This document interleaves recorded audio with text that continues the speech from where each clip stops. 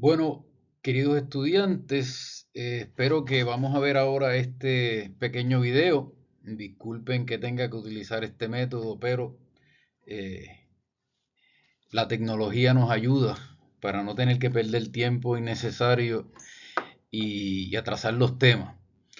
Que hayamos visto ya un poquito, por conveniencia, aunque quizás esto debe haber sido primero, algo sobre el prólogo del Evangelio de Juan. Así que lo que quisiera terminar esta clase con esta presentación es tratando el tema de los géneros. Esto lo tratamos durante el curso de hermenéutica, pero son a veces conceptos que deben repetirse para uno entenderlos bien. Así que y la importancia del género, ¿verdad? La importancia del género en la lectura que nosotros vamos a hacer del cuarto evangelio, muchas veces se le llama así al cuarto evangelio, o el evangelio de Juan. ¿Ok? Así que,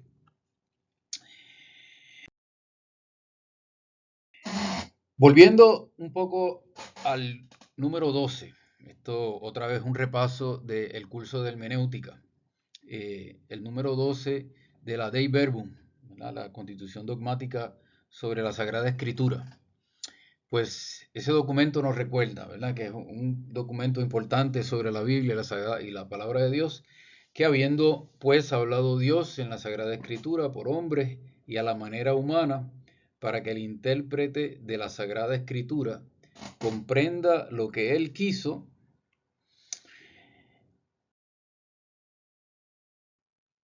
comunicarnos, debe investigar con atención lo que pretendieron expresar realmente los agiógrafos, ¿verdad? Que son los escritores sagrados, eso es lo que significa agiógrafos, y plugo a Dios, esas palabras grandes del concilio, ¿verdad? Lo que Dios quiso manifestar en las palabras de ellos.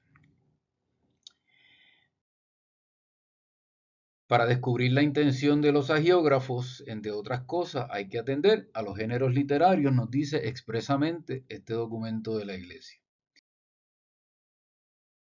Puesto que la verdad se propone y se expresa de maneras diversas en los textos de diversos géneros, histórico, profético, poético o en otros géneros literarios, ¿verdad? Esa es la razón por la cual hay que prestar atención a qué género estamos viendo.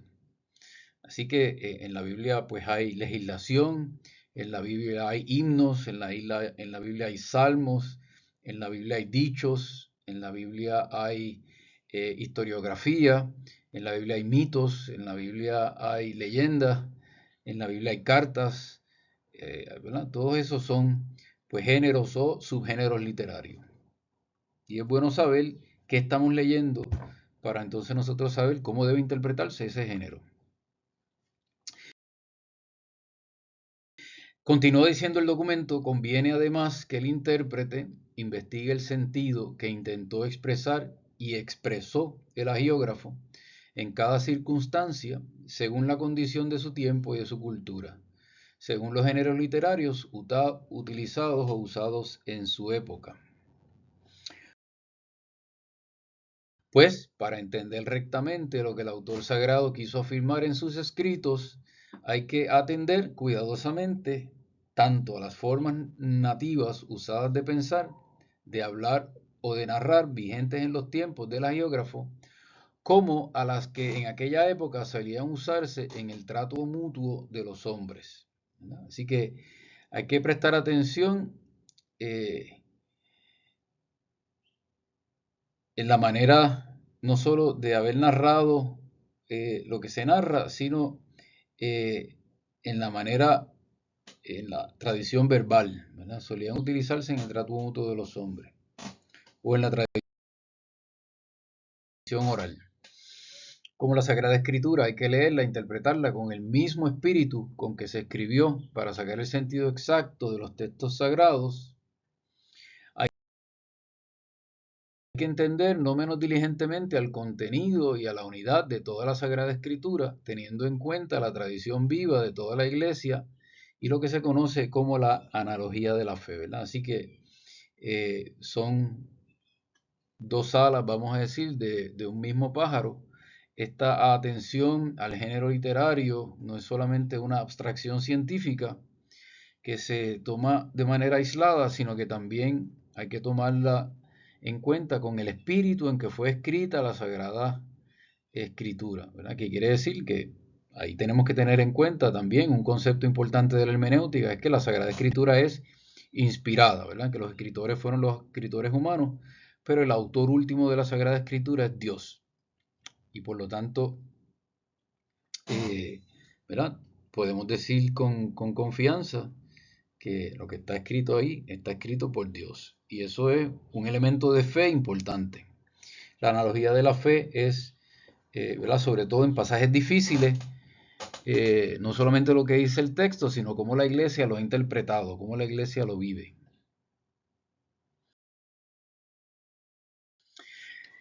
¿Verdad? Y termina diciendo este número 12, quizás el número 11 y el número 12 son lo más importante de este documento de la Dei Verbum. Es deber de los exégetas trabajar según estas reglas para entender y exponer totalmente el sentido de la Sagrada Escritura, para que como en un estudio previo vaya madurando el juicio de la iglesia. Así que eso es lo que vamos a hacer, ¿no?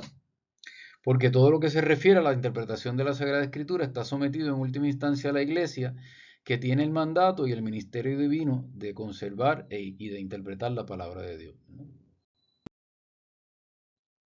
Es así que son una cuestión muy importante en hermenéutica, es que nosotros no leímos la Biblia de manera aislada, sino que la leemos con la iglesia, sobre todo con el magisterio de la iglesia. Los maestros de la Sagrada Escritura no son los exégetas ni los teólogos, ¿verdad? Por más doctorados que tengan, son los obispos. Así que los obispos son los que están en el magisterio de la iglesia. Por supuesto, cuentan con la asistencia, con la ayuda, la asesoría de los exégetas, de los biblistas, de teólogos, pero el magisterio de la iglesia, ejercido en unión, ¿verdad?, con los obispos y el Papa, pues son los que tienen esa tarea de interpretar la Sagrada Escritura. Así que, bueno, volviendo al concepto de género literario. ¿Qué es un género literario? Un género literario es una categoría de composición literaria, ¿verdad? Algo que se escribe. Es un tipo de clasificación. O le diríamos también de taxonomía. Caracterizado por una forma, contenido y estilo específico. Los géneros pueden estar determinados por la técnica literaria, por el tono, el contenido, incluso por la duración.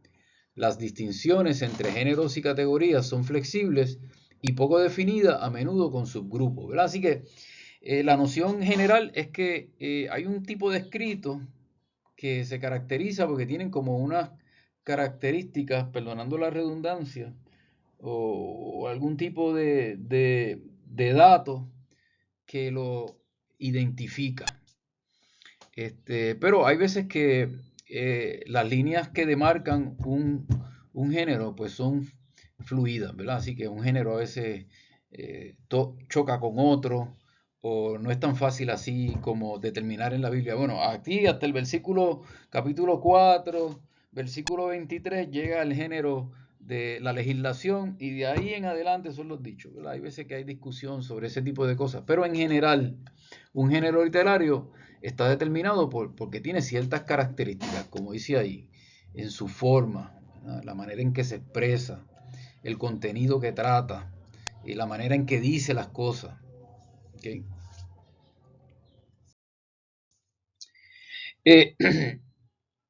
Aquí algunos ejemplos para ayudarnos a entender la cuestión del género. En una librería, si usted va a, a una librería, esta que está allá en Plaza Las Américas, se me olvidó el nombre, están clasificados los libros de acuerdo a su género, ¿no? Libros de ficción, libros de historia, libros de biografía, autoayuda, religión, comedia, libros para niños, libros de cuentos, etcétera. Hay distintas categorías. O si tú vas a la librería aquí, el Candil de Ponce. Así que, ¿qué es lo que hace que los bibliotecarios o las librerías clasifiquen esos libros por esas categorías? Bueno, pues tienen distintos elementos. El lenguaje técnico que se utiliza en cada libro especifica el género o la forma, ¿verdad?, que contiene aquellas cosas que dijimos anteriormente. Puede ser el contenido, puede ser el estilo, la forma en que narra las cuestiones. Y esas Y esas características son las que le dan cierto, cierto, cierta forma a cada género. Y pues lo que clasifican las librerías, pues lo separan así.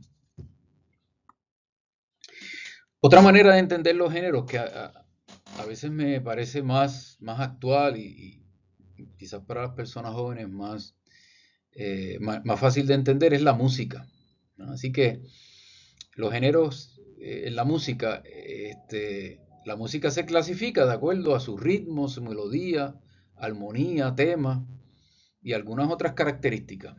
La música, ¿verdad? Existen pues en la música una variedad de géneros. Por ejemplo, el bolero, el merengue, la música clásica, el reggaetón, ¿verdad? Que la gente dice que no es música. Los músicos dicen que, algunos músicos argumentan que el reggaetón no es música, pero bueno, vamos a ponerlo ahí, ¿verdad? El tango, la bachata, etcétera. Así que hay distintos géneros. Y esos géneros, pues, igual que en la literatura, pues tienen ciertas características que los distinguen, ¿verdad? Pues el bolero es generalmente suave, generalmente romántico. El merengue es mucho más alegre, tiene distintos instrumentos que lo caracterizan. La música clásica puede decir de distintas variedades, etcétera.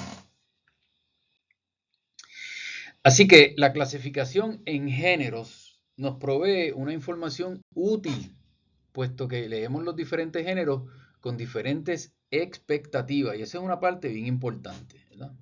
Así que si estuviéramos dando la clase en vivo, yo posiblemente hubiera tomado tiempo para ponerles una música y les diría, bueno, vamos a escuchar ahora un bolero, ¿verdad? Pero en realidad de ponerle un bolero, les hubiera puesto una bachata. Y ustedes me iban a decir, pero profesor, eso no es un bolero, eso es una bachata. Y aquí es donde entra la cuestión de las expectativas. ¿Por qué tú me hubieras dicho eso?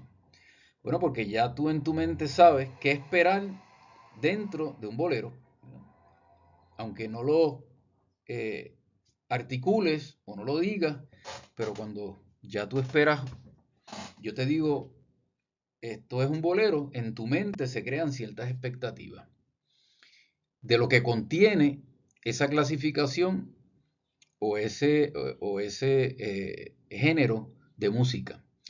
Pues lo mismo pasa con la literatura bíblica, ¿verdad? La literatura bíblica, eh, pues como está clasificada por distintos géneros, pues nosotros sabemos eh, qué tipo de elementos encontrar en cada género y qué expectativas nos crea esos géneros. Por ejemplo, los proverbios o la literatura sapiencial eh, tiene que ver mucho con eh, cuestiones morales, ¿verdad? Dan indicaciones morales sobre cómo vivir con la sabiduría, cómo vivir bien, ¿verdad? La literatura sapiencial se trata del arte del buen vivir, cómo vivir bien. Así que hay muchas exhortaciones, hay muchos consejos, hay muchos dichos de sabiduría. Así que si yo les fuera igualmente a decirle a ustedes, bueno, les voy a leer ahora eh, unos un pasaje de los libros sapienciales. Pero de momento me pongo a leer un pasaje de Crónica, ¿verdad? Pues a ustedes les va a chocar, ¿verdad? Porque ahí no hay como que ningún consejo o ninguna exhortación o ninguna sabiduría. Bueno, hay también cierta sabiduría en algunas narraciones en prosa, pero por lo general les chocaría, ¿verdad? Verían la diferencia. Así que los géneros literarios bíblicos no solo también tienen cierta manera de expresar y decir las cosas, sino que quizás para lo más importante de nosotros, expresa las verdades de distinta manera. Mira, los géneros bíblicos expresan verdades de distinta manera. Unas verdades son las que expresan, por ejemplo, los himnos o las canciones o los salmos, y otras verdades son las que expresan los proverbios, ¿verdad? O las metáforas, o por ejemplo las parábolas del Señor expresan un tipo de verdad. Y otro tipo de verdad es la que pueden expresar las, eh, las composiciones narrativas, por ejemplo, de los libros históricos, que contienen verdades también, ¿no? Así que eh, cuando leemos y estamos en cuenta de qué tipo de género tenemos, podemos distinguir más bien y discernir o crear unos parámetros que nos ayuden a entender qué es lo que nos están diciendo el autor inspirado, ¿verdad? Qué es lo que nos está diciendo Dios en última instancia, pero a través de una manera distinta de hablar. Así que podemos decir que los géneros literarios son las distintas maneras en las que Dios habla a través de la Biblia. Así que el Evangelio de Juan, que por eso estamos haciendo todo este preámbulo, al igual que los otros evangelios, porque lo que vamos adelantando, ¿verdad?, la conclusión de esta presentación es que los evangelios constituyen en sí un género propio, pues nos transmiten una verdad de Dios eh, que es propia de ese género, ¿verdad? Y que es distinta a las cartas, y que es distinta a los libros sapienciales, y que es distinta a, los, a, las, a las composiciones o a las colecciones eh, legislativas. ¿Okay? Luego, en el Nuevo Testamento tenemos varios eh, géneros literarios. Tenemos los evangelios, que es lo que nos concierne en esta clase, pero también tenemos cartas. Esas son cartas, cartas, ¿verdad? Las cartas de Pablo, eh, la carta de... El Apocalipsis es casi como una carta también, parece una carta, ¿verdad? Pero es más bien un discurso profético.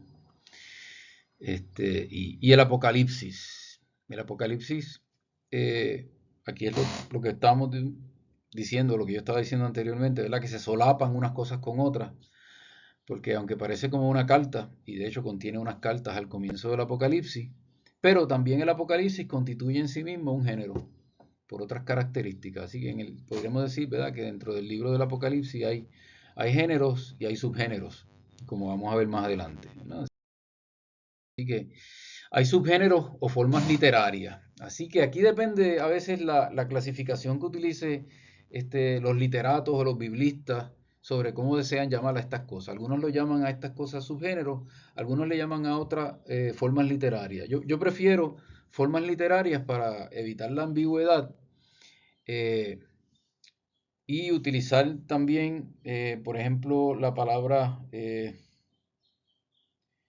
formas literarias, y hay otra palabra más que se me olvida, ¿verdad? Para cosas incluso un poquito más pequeñas, ¿verdad? Así que aquí tenemos algunas formas literarias o subgéneros, parábolas, ¿no? Parábolas dentro de un evangelio, vamos a encontrar parábolas que son como unas formas literarias, narraciones de milagros, narraciones de la infancia que los encontramos en Marcos, perdón, en Lucas y en Mateo, máximas sapienciales, ¿verdad? Hay pequeños dichos de Jesús que son como si fueran unos proverbios o dichos proféticos repetidos, ¿verdad? Aprendan lo que quiere decir misericordia quiero y no sacrificio. Reglas o normas para la vida de la comunidad, que son unas cosas como un poquito más estructuradas. Esto se parece un poquito casi a una forma de legislación. Hagan esto, hagan esto, hagan esto. Símiles, a veces se parecen los símiles a las parábolas. Los apotegmas, ¿verdad? Que son unos pequeños dichos y que vienen precedidos a veces de algún tipo de narración y culminan los apotegmas como si fuera casi ¿verdad? La conclusión de un pequeño cuento, pero que ese apotegma ha generado el cuento. Narraciones históricas, ¿no? Hay narraciones, hay leyendas, hay metáforas, ¿no? Así que todas estas subformas o subgéneros o formas literarias las encontramos en el Nuevo Testamento. Y también ahí, pues es como si fuera, ¿verdad? El macro es el género, el macro son generalmente extensiones de escritos más largos, pero dentro de esas extensiones de escritos más largos hay unas formas literarias más pequeñas.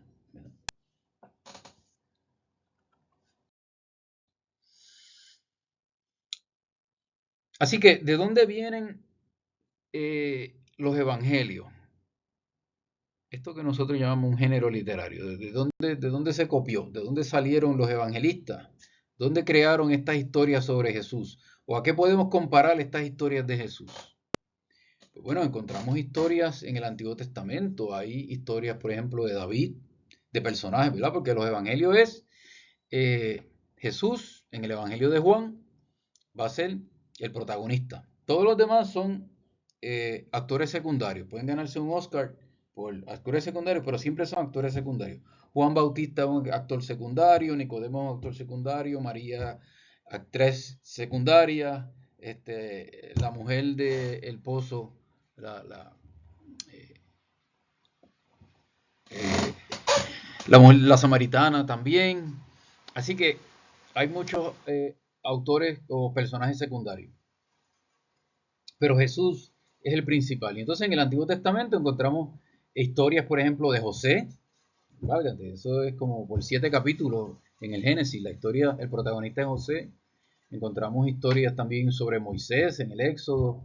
Encontramos historias de personajes, el libro de Josué, las narraciones de David, en el libro de Samuel, Primera de Reyes. Así que hay precedentes de personajes a los que en la Biblia ocupan una extensión larga de capítulos que podrían ser los precedentes de estas narraciones que encontramos en los evangelios, ¿verdad? Así que este autor, Swartley, en su libro Israel's Scripture, sostiene que la estructura de los evangelios sinópticos fue dictada por las narraciones del Antiguo Testamento, que describen la acción de Dios con Israel. Aquí, por ejemplo, él habla de Jeremías también, los profetas podrían caer aquí. Eso es una posibilidad. Una posibilidad que no es muy compartida. Otra que ha generado mayor aceptación o mayor ¿verdad? Alabanza, pues es que los evangelios están escritos según el patrón de las antiguas bioi, se llamaban. Las bioi son como las vidas, son como biografías que se escribían de personajes importantes en la antigüedad y que se hacían para exaltar a esos personajes, ¿verdad? Contar sus gestas, contar sus hechos, recoger sus dichos y sobre todo para enaltecerlos en la mayoría de los casos. Así que entre la abundante literatura grecorromana existían varios tipos de biografía, le llamaban las bioi. Por ejemplo, lo que se llaman las vidas de griegos o las vidas de los romanos famosos. Por ejemplo, de Plutarco, que escribió las vidas de los Césares, Suetonio, que escribió las vidas de los antiguos filósofos, Diógenes Laercio, que escribió la vida de Apolonio de Tiana, de Filostrato, etc. Encontrarán otras en las notas. Ahora, un consenso amplio es que los evangelios,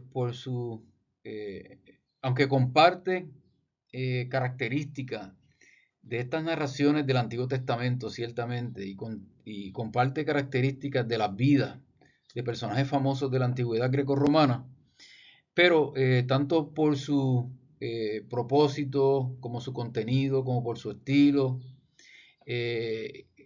constituyen una categoría o un género individual, ¿verdad? Nuevo. Así que los escritores inspirados que escribieron los evangelios inventaron un género nuevo. Es el género de los evangelios. Y quizás vamos a decir un poquito más adelante sobre esto. Los evangelios, si ustedes leen, y lo pueden hacer en este momento, Juan, capítulo 20-30,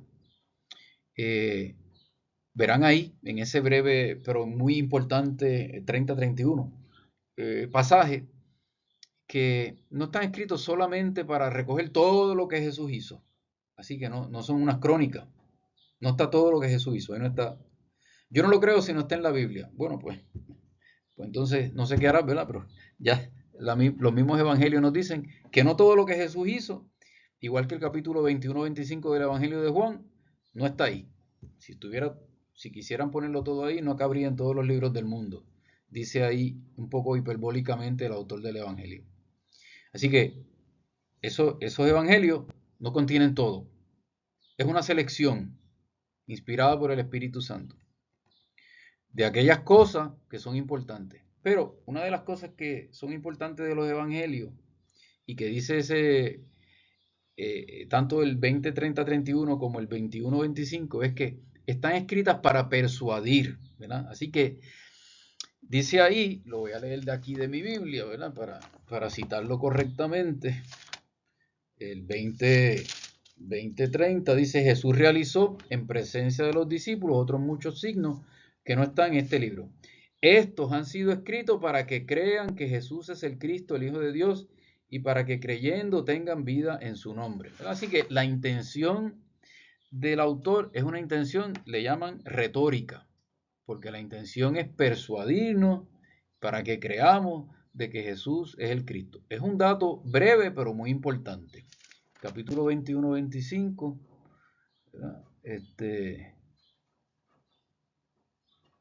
que Jesús no hizo.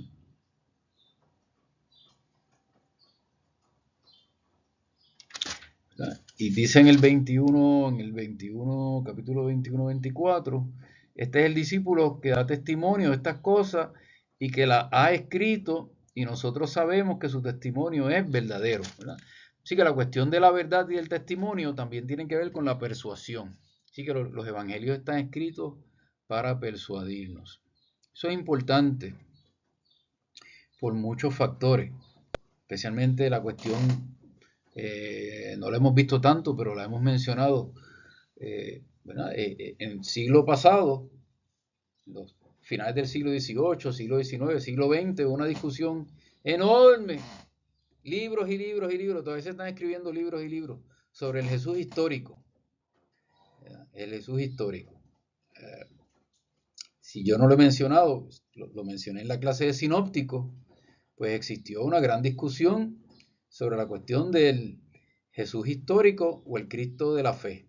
Son dos cosas distintas, según Reimarus, ¿verdad? Reimarus fue un sacerdote que vivió a finales del siglo XVIII y que hizo una distinción entre esos dos personajes, ¿verdad? Él decía, cuando empezó a leer, ahí empezaron los estudios críticos de los evangelios, él empezó a decir que no era el mismo Jesús.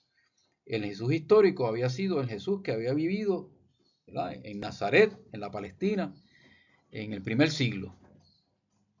Pero que el Cristo de la fe era sobre el cual los evangelistas habían escrito en los evangelios, y que esas dos personas no eran las mismas, que los evangelistas de alguna manera, por su fe y por su devoción y por su entusiasmo, habrían un poco tergiversado y enaltecido la figura de Jesús cuando la escribieron, ¿verdad? Escribieron cosas, ¿verdad?, que estaban influenciadas por su entusiasmo, por su deseo de persuasión, por su deseo de misión, y que en el fin y al cabo, esa figura que nosotros tenemos de Jesús en los evangelios es algo tergiversado y distinto al Jesús de la historia.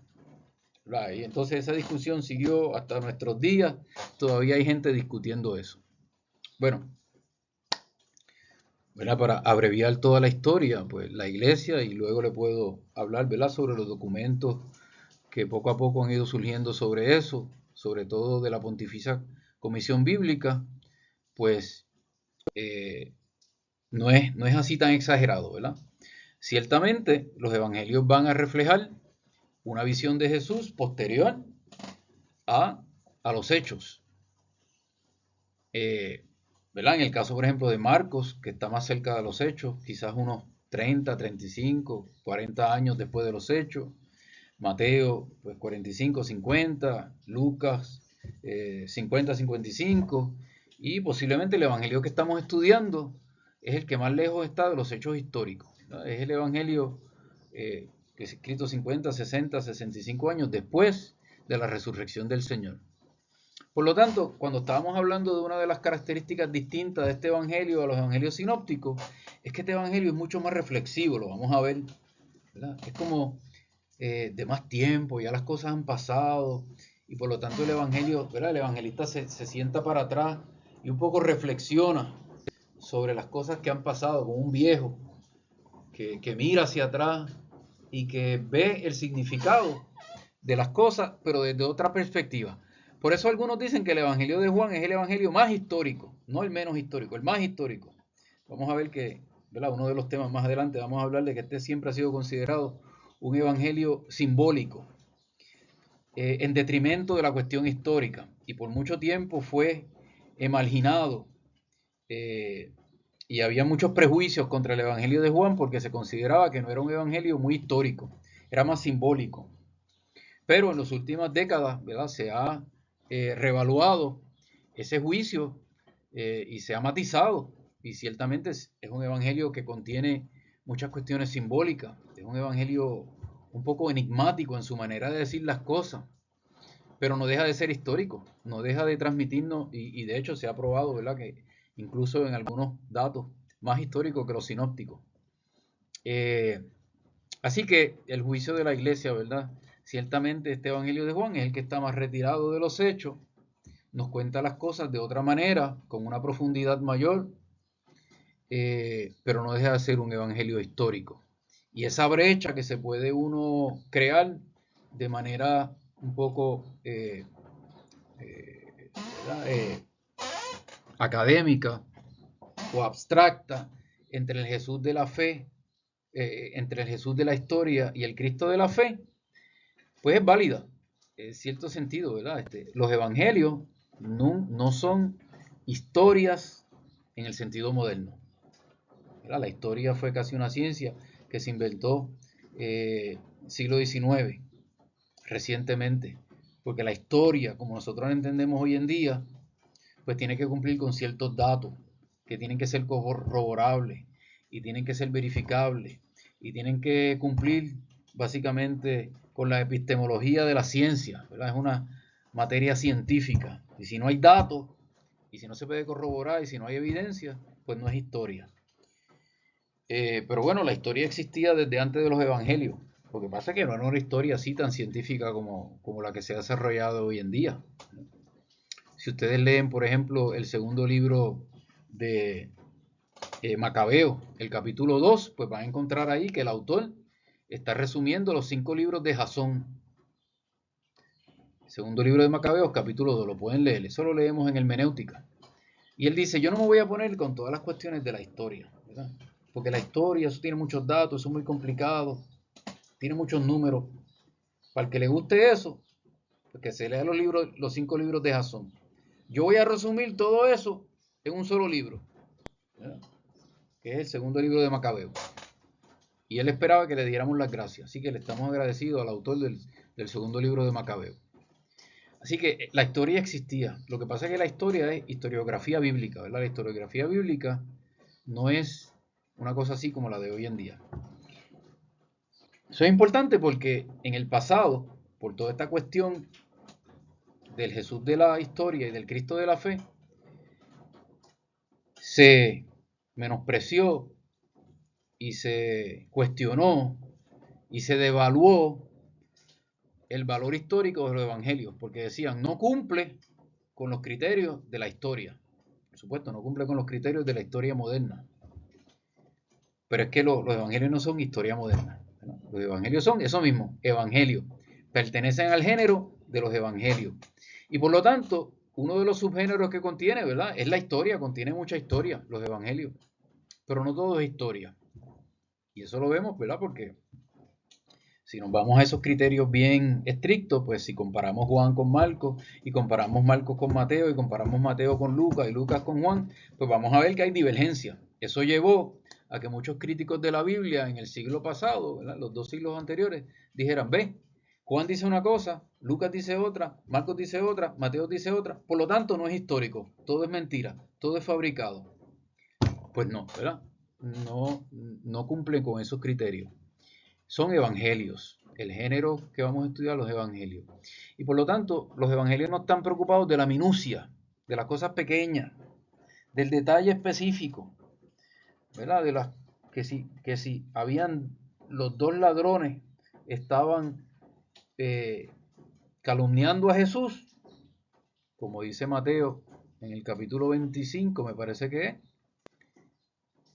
o si uno de ellos le decía a Jesús, Señor, ten misericordia de mí cuando llegues al paraíso, y el otro lo blasfemaba, ¿verdad? Así que ahí hay una diferencia, por decirles una de muchas diferencias que hay entre los evangelios. Según Mateo, los dos ladrones calumniaban a Jesús, pero según Lucas, uno lo calumniaba y el otro lo defendía. Pues bueno, ellos no están preocupados por ese tipo de detalles, no deja de ser histórico, ¿verdad? Así que contiene historia, pero contiene muchas cosas más que historia. El propósito principal y la razón por la cual no puede ser categorizado, ¿verdad?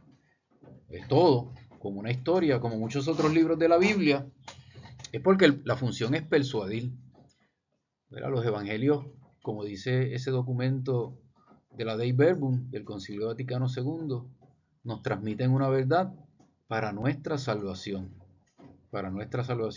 no para nuestra curiosidad, no para saber exactamente cuántos hermanos tenía Jesús, ni cómo se llamaban las hermanas que no se mencionan, y qué fue exactamente lo que pasó en el nacimiento de Jesús, y todos los detalles de cuando Jesús era chiquito. Pues si uno quiere leer eso, pues tiene que leer los evangelios apócrifos.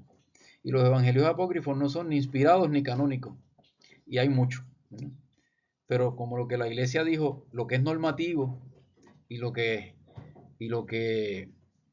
fundamenta y alimenta nuestra fe son los evangelios canónicos, pues esto es lo que tenemos, ¿verdad?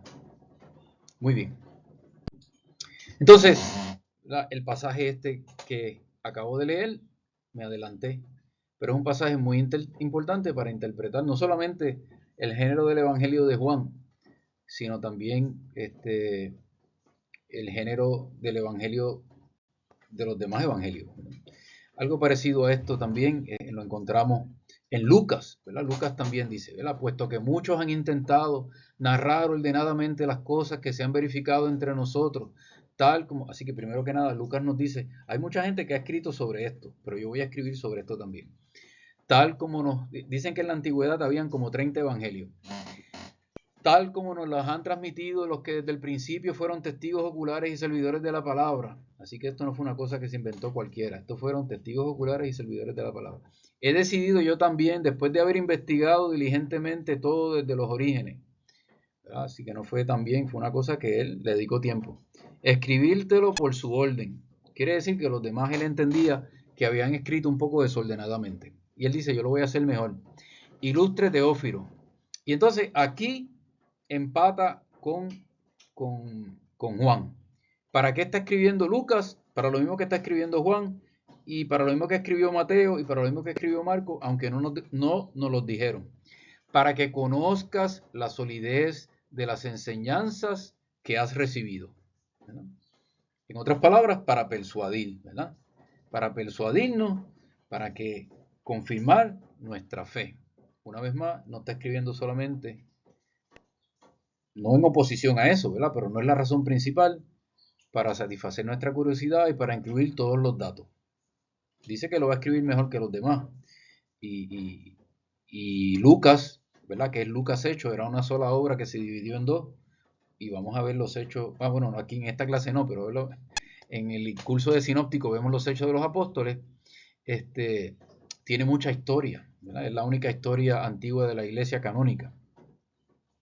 Así que no excluye la historia, pero la razón principal siempre es para conocer la solidez de las enseñanzas que ha recibido y que persuadido de eso vivamos mejor nuestra fe.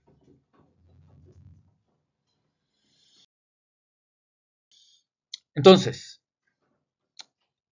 el género de nuestro escrito que vamos a analizar y que ya hemos comenzado, espero que hayamos cubierto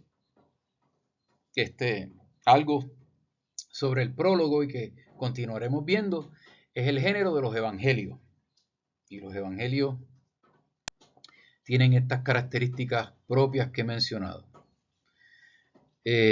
Entonces, ¿de dónde viene esa palabra?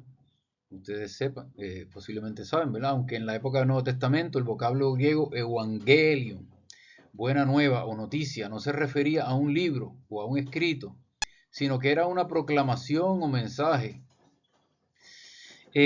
Así que, ¿verdad? Evangelion era una palabra que existía sobre un mensaje que se traía. Dicen que se traía, en las notas quizás abunda un poquito más sobre eso, en el nacimiento de un rey, en la buena nueva de una guerra que se había ganado, ¿verdad? Siempre venía alguien corriendo y traía una buena noticia. Me parece que el que corrió el primer maratón traía un evangelio, ¿verdad? Traía una buena noticia. Si no mal recuerdo la historia de maratón, era sobre una noticia de una batalla que se había celebrado.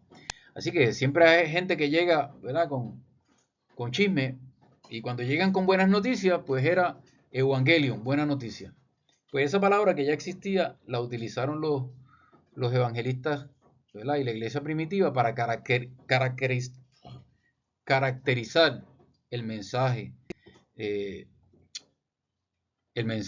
de la narración sobre Jesús. Dijeron, esto que decimos sobre Jesús, cómo nació, qué dijo, qué enseñó, qué le pasó, cómo murió y cómo resucitó, se llama una buena noticia. Importante también para interpretarla como parte del género, ¿verdad? Porque una buena noticia, como no se cansa de decir el Papa, y lo habían dicho otros, ¿verdad? Pero el Papa lo enfatiza mucho desde que comenzó, el Evangelii Gaudium debe generar siempre alegría y todo lo que está relacionado con la alegría. Dice Tomás Moro que la alegría es el secreto de los cristianos. Así que, en resumen, ¿verdad? Este género contiene muchos subgéneros, algunos de los que vimos anteriormente. El género del Evangelio contiene parábolas o formas literarias, contiene parábolas, contiene dichos, contiene narraciones, contiene historia, contiene símiles, contiene narraciones de milagros, narraciones de infancia, etc. Y está hecho para persuadir, está hecho para persuadirnos, está hecho para fortalecer nuestra fe, para hacernos creer y para fundamentar nuestra fe. ¿Okay? Bien, pues esto nos sirve como una introducción al Evangelio de Juan, que ya hemos comenzado a leer, para tenerlo pendiente y entender cuál es la verdad que Dios quiere revelarnos a través de este Evangelio, pero también a través de los otros Evangelios, para fortalecer nuestra fe. Y también nos sirve como repaso de la clase de hermenéutica, por si no la hemos tomado. Bien, bueno, gracias. Nos vemos el próximo lunes con el favor de Dios. Dios los bendiga.